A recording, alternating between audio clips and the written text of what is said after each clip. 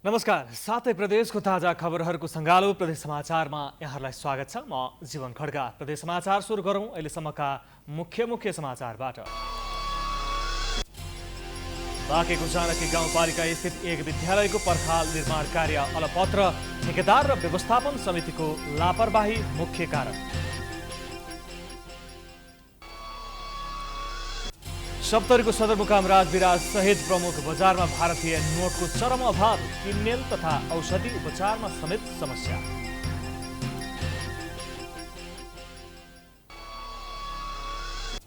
गण्डकी प्रदेशमा गत आर्थिक वर्षको बजेट खर्च सन्तोषजनक भएन। कुल बजेटको 73.51% मात्र खर्च।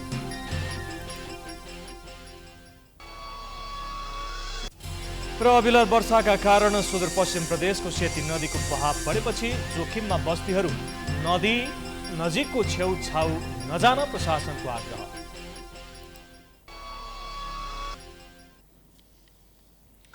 आजको प्रदेश समाचार सुरु गरौँ। बाँकेको जानकी गाउँपालिका स्थित एक विद्यालयको भौतिक संरचना निर्माण अलपत्र परेको समाचारबाट। बाँकेको जानकी गाउँपालिका वडा नम्बर 2 बेलभार स्थित श्री नेपाल राष्ट्रिय प्राथमिक विद्यालयको पर्खाल निर्माणको सम्झौता अनुसारको अवधि सकिदासम्म 50% मात्रै काम सम्पन्न भएको छ। 2079 वैशाख 16 गते सम्झौता गरी 2079 जेठ 20 गते निर्माण कार्य सम्पन्न गर्नुपर्ने भए पनि ठेकेदार र व्यवस्थापन समितिको लापरवाहीको कारण अलपत्र बनेको छ। एक रिपोर्ट। लुम्बिनी प्रदेश शिक्षा, विज्ञान, युवा तथा खेलकुद मन्त्रालयको सामाजिक विकास डिभिजन कार्यालय नेपालगञ्ज बाँके मार्फत आएको बजेट सोही वडाका स्थानीय ठेकेदार बाबादिन रौदासले जिम्मा लिएका थिए। आएको 10 लाख बजेट मध्ये 8 लाखमा निर्माण कार्य सम्पन्न गर्ने गरी ठेकेदार बाबादिन रैदाससँग सम्झौता भएको र बाँकी 2 लाख रकम गेट निर्माणका लागि छुट्याइएको थियो। उक्त सम्झौता अनुसार पर्खाल बाउन्डरी कार्य निर्माण भएको छैन। सम्झौता अनुसार गत जेठ महिनामै सक्नुपर्ने हो, तर अहिलेसम्म निर्माणको 50% मात्रै सकिएको छ। निर्माण हुँदै गर्दा विद्यालयको व्यवस्थापन समितिले राम्रोसँग चासो दिएको भए समयमै निर्माण कार्य सम्पन्न हुने विद्यालय व्यवस्थापन समितिका निवर्तमान सदस्य शकुन्तला कोरीले बताइन्। व्यवस्थापक समिति वाले अगर जो बढ़िया से रहती तो ये लापरवाही न हो, तब तक बनकर तैयार हो जाए। कोई ठेकेदार अकेले ही में काम न कर पाए, न कोई अध्यक्ष अकेले काम करे। जब लापरवाही समिति के गठन वाले कर ही नहीं है तभी मेरे के भवा है। नहीं तो उन लोगों ने अगर जोर मारे हुई थी कि नहीं हमारे बने ही चाहिए और सब कोई मिलकर बढ़िया से काम करे हुई थी तो आज काम हो के रहा था। विद्यालय व्यवस्थापन समिति र प्रधानाध्यापक लगायत सबैको छलफलबाट ठेकेदारले सबै रकम पाइसकेको बताएका छन्। काम किन स्थगित भएको छ भन्ने बारेमा विद्यालय व्यवस्थापन समितिका अध्यक्ष र विद्यालयका प्रधानाध्यापक समेत अनभिज्ञ छन्। सबके राय से वो भी पैसा सब पूरा फरछोड़ पा गए हैं। अब काम कहे लापरवाही करे हैं। अब ये तो उनके प्रभुता से अब ना वो का तो जाने, हेडमास्टर भी जाने और अध्यक्ष भी जाने कहे काम लापरवाही करे है। वैसे तो लापरवाही काम ना करे चाहिए। पैसा तो परमेंट पूरा पा गए हैं, अपना काम चालू करे रहा चाहिए और उसका परमेंट कही देख चाहिए। परमेंट करे के बाद में अपना जो बाकी देखी बचा रहा है वो अपना हिसाब ले लेती। ठेकेदारले विभिन्न किसिमका कुरा गरी आलताल गर्ने गरेको, आफूलाई पिट्ने समेत धम्की दिएको श्री नेपाल विद्यालयका प्रधानाध्यापक महेश कुमार कहारले बताए। अब पैसा पाइसकेपछि सर उहाँले विभिन्न थरीका कुरा गर्न थाल्नुभयो। जस्तै कि काम गर्दैन, बजेट खल्ली बल्ली भयो भन्ने यस्ता उखानहरू प्रयोग गर्नुहुन्छ। अर्को कुरा, काम गर्न भन्दा शिक्षक पराले मलाई यहाँ मानसिक यातना दिनुहुन्छ, त्यस्तो कुरा भन्नुहुन्छ उहाँले। अनि धेरै गाह्रो गर्नुभयो भने आफ्नो टाउको आफै फुटाल्छु म अनि पुलिस प्रशासनमा गएर कारबाही गर्छु। त्यसपछि भन्नुहुन्छ उहाँले मलाई तनाव दिनुभयो भने महेश सरलाई म एक्लै पाए पिट्छु। त्यो सम्मको म भनिसक्नु भएको छ। पानी वर्षातले गर्दा डुबान भएको र घाटा आउने जस्तो भएको र समयमै पैसा पनि नमिलेको ठेकेदार बताउँछन्। 8 लाखमा ठेक्का सम्झौता भएको, आफूले पहिलो, दोस्रो र अन्तिम गरेर 7 लाख लिइसकेको समेत बताएका छन् भने निर्माण कार्य 50% पनि हुन सकेको छैन। ठेका यो मेरो 8 लाखमा भयो कुरा भनेको कुरा यो छ। तर यहाँ लगानी गर्दा हाम्रो यो गहिरान दुनियादारी यो गर्दाखेरि अलिकति पानी बर्सातले गर्दा डुब्यो। घाटा आउने जस्तो भयो, स्थिति गडबड भयो। मैले दोस्रो पहिलो किस्ता 3 लाख, दोस्रो किस्ता 3 लाख, 6 लाख, लास्टमा 1 लाख। विद्यालय व्यवस्थापन समितिका अध्यक्षको लापरवाही कमी कमजोरी हो कि ठेकेदारको भन्ने कुराको बुझेर मात्रै अगाडि बढ्ने बताएकी छिन्। व्यवस्थापन समितिले आफूलाई कुनै पनि जानकारी नआएको बताउनुका साथै लापरवाही देखिएको खण्डमा कारबाही गर्ने समेत बताएकी छिन्। अब ये वाला निर्माण जो व्यवस्थापन समिति रहा है तो पहले के हुए, निर्वाचित के पहले के हुए, हमको तो मालूम नहीं रहा। अब जो हुए वाला है उमा हम लोग ठीक से करा जे। अब जिका कमजोरी दिखाई तो कार्रवाई करे वाला हुई तो कार्रवाई करा जे, तो आगे बढ़ावा जी। विद्यालय व्यवस्थापन समिति प्रधानाध्यापक र ठेकेदारको मिलेमतोमा पैसाको कुरो नमिलेर निर्माण कार्य रोकिएको स्पष्ट देखिन्छ। बाँकेबाट रविन्द्र घिमिरेको रिपोर्ट। श्री नेपाल राष्ट्रिय प्राथमिक विद्यालयमा जुन पर्खाल बाउन्ड्रीको काम भइराखेको छ, त्यहाँ विद्यालय व्यवस्थापन समिति र ठेकदारको मिलेमतोमा पैसाको कुरा नमिलेर काम रोकिएको स्पष्ट देखिन्छ। प्राइम टाइम टेलिभिजनका लागि बाँकेबाट रविन्द्र घिमिरेको रिपोर्ट। अब लागौं सप्तरी सदरमुकाम राजविराज सहित जिल्लाका प्रमुख बजारमा भारतीय नोटको चरम अभाव भएको समाचारतर्फ। सप्तरी सदरमुकाम राजविराज सहित जिल्लाका प्रमुख बजारमा भारतीय नोटको चरम अभाव देखिएको छ। स्थानीय मनी चेन्जरदेखि कुनै पनि बैंकमा समेत भारतीय नोटको सुविधा नहुँदा सर्वसाधारण हैरान भएका छन्। नोट अभावको कारण किनमेल तथा औषधि उपचारमा समेत समस्या भएको छ। एक रिपोर्ट। सर्वसाधारणलाई सीमावर्ती बजारमा किनमेल प्रयोजनका लागि मात्र नभई भारतमा उपचार, शिक्षा, तीर्थाटन तथा पर्यटन प्रयोजनका लागि पनि भारतीय नोट आवश्यकता पर्छ। अर्कोतिर अहिले साउन महिनाको सुरुवातसँगै भारतको झारखण्ड राज्य स्थित देवघर बाबाधाम बोलबम जानेहरूको संख्या पनि सप्तरीबाट उल्लेख्य रहने गरेको छ। तर भारतीय नोटको अभावका कारण यति बेला उनीहरू छटपटाइरहेका छन्। प्रचण्ड गर्मी र चर्को घाममा समेत उनीहरू बिहानैदेखि बजारका विभिन्न पसल र बैंकको गेट अघि पुगेर भारतीय नोट पाइन्छ भनी सोध्दै सयौं सर्वसाधारण पुग्ने गरेका छन्। तर भारतीय नोट नपाउँदा निराश भई फर्किने गरेका छन्। बैंकदेखि मनी चेन्जर्सले पनि भारु सटही सेवा उपलब्ध नगराउँदा सर्वसाधारण हैरानी भोग्न बाध्य छन्। सठिक काउन्टर पनि यहाँ छैनन्। बिहानैदेखि मान्छेहरू चाहर छन्। अब कति साथीहरूसँग केही मान्छेहरूसँग पैसा छन्, भारतीय जो पनि 5 रुपियाँ 6 रुपियाँ बट्टा लिएर दिन खोज्छन्। त्यो भएर नेपाल सरकारले यो यस्ता समस्याको चाँडै निराकरण गयो भने यो समस्याहरू टर्ने थियो। राष्ट्रिय वाणिज्य बैंकका शाखा राजविराजका सहायक प्रबन्धक अजय प्रताप गौतमले माथिकै आदेशबाट भारतीय रुपैयाँ सटही काउन्टर बन्द गरिएकोले सर्वसाधारणलाई सो सेवा दिन नसकिएको बताए। यद्यपि यसका लागि आफूहरूले पहल गरिरहेको उनको भनाइ छ। अधिकांश सर्वसाधारण एटीएम नराखेका कारण भारतीय नोट नगद नै लिएर भारततर्फ जानुपर्ने बाध्यता छ। एकदम बिजोगको अवस्था छ। यसलाई चाहिँ नेपाल राष्ट्र ब्याङ्कले सहज गर्नुपर्ने अवस्था आउँथ्यो। किनभने खुला सिमानाले गर्दाखेरि मान्छे बिरामी परेर बाहिर जानुपर्ने, शैक्षिक कामको लागि लगायत यो धार्मिक तीर्थाटनमा जाँदाखेरि भारू पैसाको आवश्यकता त पर्छ। सर्वसाधारण मात्र नभई यहाँका उद्योगी व्यवसायीलाई पनि भारतीय नोटको अभावले उत्तिकै पिरोलेको छ। स्थानीय व्यवसायी बैजू जोशी भन्छन्, सीमावर्ती बजार भएकाले जिल्लाका धेरै उद्योगी व्यवसायीले कतिपय अवस्थामा भारतीय नोटमै कारोबार गर्नुपर्ने बाध्यता हुन्छ। तर भारतीय नोटको अभावले निकै समस्या हुने गरेको छ। यसरी भारतीय नोटको अभावले सबै क्षेत्रमा प्रभाव परेको भन्दै स्थानीयले बन्द गरिएको राष्ट्रिय वाणिज्य बैंकको भारू सटही काउन्टर सञ्चालन गर्नुपर्ने माग गरेका छन्।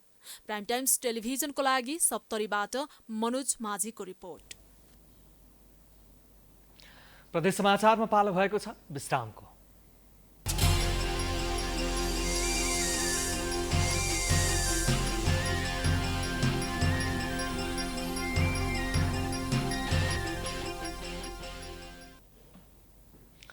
ब्रेकपछि पुनः स्वागत छ। अब रूपन्देहीको रोहिणी गाउँपालिकाको एक कम्पनीले उत्पादन गरेको फलामे छड निर्यातको शुभारम्भ भएको समाचार। रूपन्देहीको रोहिणी गाउँपालिका 3 सेमर हबमा सञ्चालित श्री स्टिल्स प्रणालीले टिएमटी फलामे छडको निर्यातको शुभारम्भ गरेको छ। नेपालमा उत्पादित फलामे छड निर्यात गर्दा उत्पादक कम्पनीको मात्रै नभएर राष्ट्रकै सफलता भएको कम्पनीको दाबी छ। एक रिपोर्ट। नेपालमै पहिलो पटक आफ्नो उत्पादन भारतमा निर्यात सुरुवात गरिएको श्री स्टिल प्रणालीका प्रबन्ध निर्देशक राजेश कुमार अग्रवालले बताए। यो सुरुवात श्री स्टिलको मात्र नभई राष्ट्रकै सफलता भएको अग्रवालले बताए। स्वदेशी उत्पादन अन्य मुलुकमा निर्यात गर्दा नेपाल सरकारले प्रदान गर्ने 8% अनुदानका कारण नै उद्योगले आफ्नो उत्पादनहरू भारत निकासी गर्न सफल भएको अग्रवालले बताए। उत्पादन र गुणस्तरसँगै प्रवर्धनमा समेत जोड दिँदै उद्योगले भारतको उत्तर प्रदेशमा पहिलो पटक एक ट्रक करिब 35 टन टिएमटी फलामे छड निर्यात गरेको छ। आगामी दिनमा भारतीय बजारको माग अनुसार निरन्तरता दिनुका साथै निर्यात समेत बढाउने उनको भनाइ छ। आज औसत रूपमा कुरा गर्ने भने भारतमा 1 टन स्पन्ज आइरन ल्यायो भने 1 टनको मूल्य $450 पर्छ। मैले डलरमै सबै भन्दैछु, $450 पर्छ भने हामीले अहिले निर्यात गर्न लागेको डन्डीको मूल्य लगभग $725 छ। कोरोना महामारीको विषम परिस्थितिलाई छिचोलेर अगाडि बढ्दै गरेको उद्योगले विभिन्न समस्यासँग जुझ्दै तथा चुनौतीको सामना गर्दै आज आफ्ना गुणस्तरीय उत्पादनहरू भारतीय बजारमा निर्यात गरेको हो। 3 अर्ब लगानी रहेको उद्योगमा 500 जनाले रोजगारी पाएका छन्। सरकारले यस्ता निर्यातजन्य उद्योगलाई प्राथमिकता दिनुपर्ने उनको भनाइ छ। यसले नेपाल र भारतको जुन ठुलो एउटा व्यापार घाटाको एउटा खडाल छ त्यसलाई केही हदसम्म कम गर्छ र साथसाथै हजुरहरूले जसरी मिडियामा सुनिराख्नु भएको छ कि हामीसँग आउने 1-2 वर्षमा विद्युतको सरप्लस प्रोडक्सन हुन्छ, त्यो प्रोडक्सन कहाँ बेच्ने भनेर हामीले अहिले बडो समस्याग्रस्त भइरहेका छौँ। रोहिणी गाउँपालिकाका अध्यक्ष विद्या प्रसाद यादवले रोहिणी गाउँपालिकामा श्री स्टिल प्रणाली उद्योग हुनु गौरवको विषय भएको बताए। उनले उद्योगले टिएमटी फलामे छड निर्यातको शुभारम्भ गर्नु खुसीको कुरा भएको बताए। अध्यक्ष यादवले स्थानीय सरकारले उद्योगसँग समन्वय र सहकार्य गरेर यस्ता उद्योगलाई प्राथमिकता दिने बताए। हमन की स्थानीय सरकार के लिए यह रोहिणी गाउँपालिका में हमन की स्थानीय सरकार के लिए का भूमिका खेले परी का साकार करे परी ओके लिए हम आप लोग के प्रतिबद्ध कर बड़ी रोहिणी गाउँपालिका सरकार आप लोग के साथ बा हमेशा कौन भी समस्या में स्थानीय सरकार प्रदेश से संघ से कहाँ से समन्वय करके उत्पादन र गुणस्तरसँगै प्रवर्धनमा समेत जोड दिँदै उद्योगले भारतको उत्तर प्रदेशमा पहिलो पटक एक ट्रक करिब 35 टन टिएमटी फलामे छड निर्यात गरेको छ। प्राइम टाइम्स टेलिभिजनको लागि रूपन्देहीबाट रविन्द्र गुप्ताको रिपोर्ट। अबको क्रममा गण्डकी प्रदेशको बजेट खर्चको अवस्था सम्बन्धी समाचार। बजेट खर्च कम हुने क्रमले गण्डकी प्रदेशमा यस आर्थिक वर्ष पनि निरन्तरता पाएको छ। आर्थिक वर्ष 2078-79 मा प्रदेशको बजेट 73.51% मात्र खर्च भएको प्रदेश अर्थ मन्त्रालयले जनाएको छ। प्रदेश लेखा नियन्त्रण कार्यालय गण्डकीले निकालेको तथ्याङ्क अनुसार 30 अर्ब 5 करोड 67 लाख रुपैयाँ विनियोजन गरिएकोमा यो आर्थिक वर्षमा 22 अर्ब 9 करोड 43 लाख 95 हजार रुपैयाँ मात्रै खर्च भएको छ, जुन कुल बजेटको 73.51% वा झण्डै 3/4 हो। चालुतर्फ 7 अर्ब 63 करोड 13 लाख 1 हजार र पुँजीगत तर्फ 14 अर्ब 46 करोड 30 लाख 94 हजार रुपैयाँ मात्रै खर्च भएको छ, जुन चालु र पुँजीगत तर्फ छुट्याइएको कुल बजेटको क्रमशः 58.33 र 86.43% हुन जान्छ। वित्तीय व्यवस्थातर्फ भने बजेट खर्च शून्य छ। 24 करोड रुपैयाँ छुट्याइएको वित्तीय व्यवस्थातर्फ बजेट खर्च हुन सकेन। यसैबीच आर्थिक वर्षको अन्तिम दिन मात्रै 8% बजेट खर्च भएको पाइएको छ। फलस्वरूप असारे विकासले पनि निरन्तरता पाएको छ। बजेट खर्च गर्ने नाउँमा आर्थिक वर्षको अन्तिमतिर बजेट खर्च गर्ने परिपाटी नयाँ भने होइन। आर्थिक वर्षको सुरुवातमा सम्झौता नगरी बस्ने र सकिने लाग्दा धमाधम सम्झौता गर्ने प्रवृत्ति कायम रह्यो। आर्थिक वर्षको भुक्तानी हुने अन्तिम दिन असार 25 गते 2 अर्ब 40 करोड 37 लाख 37 हजार रुपैयाँ भुक्तानी भएको हो। बजेटको धेरै हिस्सा असारमै खर्च गर्ने गर्दै आइरहेको छ। प्रदेशको एक कुल बजेटको 26% असार महिनामा मात्रै खर्च भएको छ।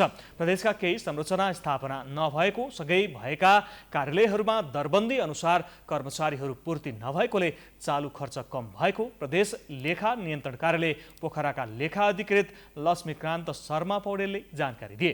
खर्च भएको बजेट प्रदेशसभा 12 मन्त्रालय, मुख्य न्यायाधिवक्ताको कार्यालय, प्रदेश नीति तथा योजना आयोग, लोकसेवा आयोग लगायत प्रदेश सरकार मातहतका जिल्लामा रहेका कार्यालयको रहेको पौडेलले बताए। प्रदेश समाचारमा पुनः पालो भएको छ विश्रामको।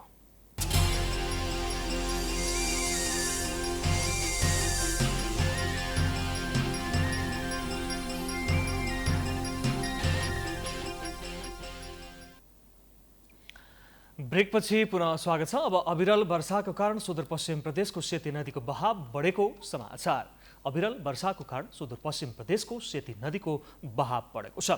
नदीमा पानीको बहाव बढेपछि स्थानीय त्रसित र चिन्तित बनेका छन्। गत वर्षको बेमौसमी अविरल वर्षाले निकै क्षति गरेको कारण यसपालि पनि स्थानीय निकै डराएका छन्। जिल्ला प्रशासन डोटीले नजिक रहेका बस्तीका नागरिकहरूलाई सचेत रहन र सुरक्षित स्थानमा बस्न आग्रह गरेको छ। वर्षातको समयमा सेती नदीको बहाव बढ्दा नदीले खेतीयोग्य जमिन कटान गर्ने गरेको छ। डोटीको शिखर नगरपालिकाको वान डुग्रिसेन, तलकोट र दिपायल, सिलगढी नगरपालिकाको भागेताडा, दिपायल, पिपल्ला, घोलताला, नारीदाङ क्षेत्र जोखिममा परेको छ। नदीमा पानीको बहाव बढिसके नदी नजिकको छेउछाउमा जाने, घुम्ने, नदीको किनारासम्म पुगी फोटो खिच्ने कार्य नगर्न प्रशासनले आग्रह गरेको छ।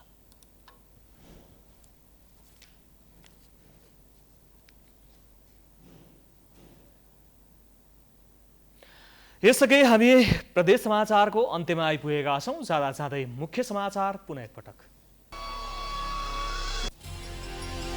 बाँकेको जानकी गाउँपालिका स्थित एक विद्यालयको प्रखाल निर्माण कार्य अलपत्र, ठेकेदार र व्यवस्थापन समितिको लापरवाही मुख्य कारण। सप्तरीको सदरमुकाम राजविराज सहित प्रमुख बजारमा भारतीय नोटको चरम अभाव, किनमेल तथा औषधि उपचारमा समेत समस्या।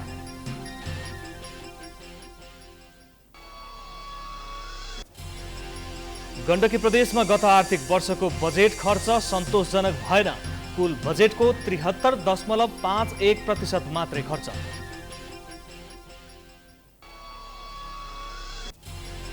र अविरल वर्षाको कारण सुदूरपश्चिम प्रदेशको सेती नदीको बहाव बढेपछि जोखिममा बस्तीहरू, नदी नजिकको छेउछाउ नजान प्रशासनको आग्रह।